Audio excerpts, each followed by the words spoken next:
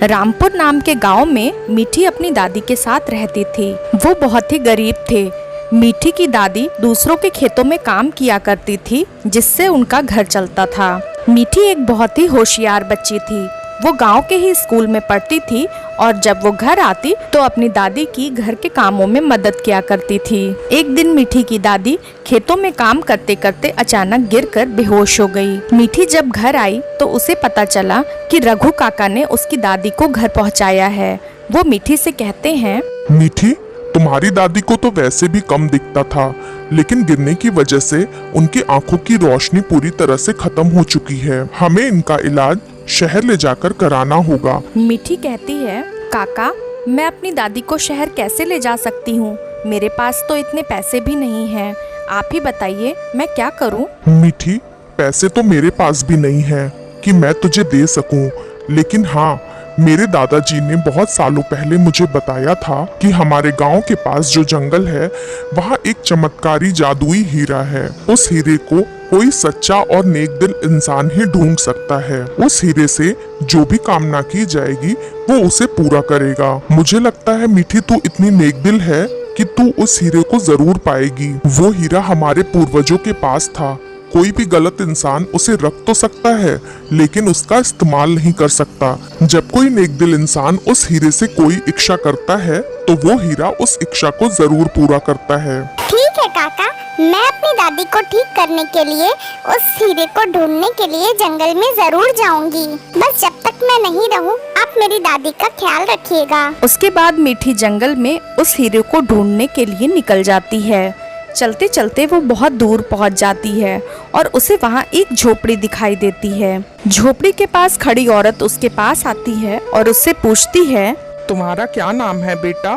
तुम इतने भयानक जंगल में अकेले क्यों घूम रही हो? मीठी उस औरत को सारी बातें बता देती है।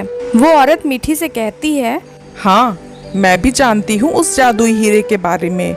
मैंने भी बहुत सुन रखा है। तुम बहुत छोटी हो, तुम्हारा अकेले इस जंगल में घूमना ठीक नहीं है। तुम मेरे घर रहा करो और मैं जाकर के रोज उस जादुई हीरे को ढूंढा करूंगी। जब मुझे वो मिल जाएगा तो तुम उसे लेकर चली जाना। उसके बाद मीठी उस औरत के घर चली जाती है। इसी तरह कई दिन बीत जाते हैं। मीठी उस औरत के घर का सारा काम करती और वो औरत रोज सुबह सुबह हीरा ढूंढने के लिए घर से निकल जाती थी। मीठी धीरे धीरे बहुत कमजोर होने लगी थी और अब उसे उसकी दादी की भी बहुत याद आती थी। एक दिन रात में जब मीठी लेटी हुई थी तब वो औरत आती है और कहती है, लगता है मीठी सो गई है।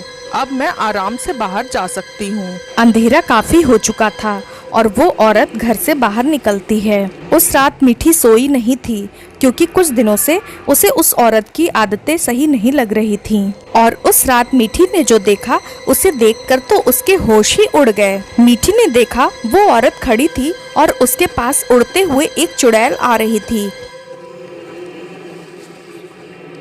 वो चुड़ैल उस औरत से कहती है, क्या बात है, आजकल तुम रात में भी अपने असली रूप में नहीं आती हो? ऐसी कौन सी शक्तियाँ मिल गई हैं तुम्हें जो तुम्हें रात में भी अपने असली रूप में आने की जरूरत महसूस नहीं होती? तभी वो औरत एक भयानक चुड़ैल का रूप ले लेती है और उसे बताती है, मेरे घर में एक लड़की आकर रह रही है जिसका नाम मीठी है।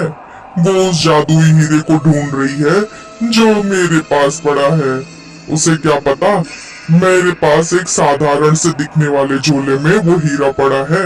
मैं भी धीरे धीरे उसकी शक्तियाँ खींचती जा रही हूँ। जब वो मर जाएगी तो उसे कहीं फेंक दूंगी या फिर तुझे दे दूंगी।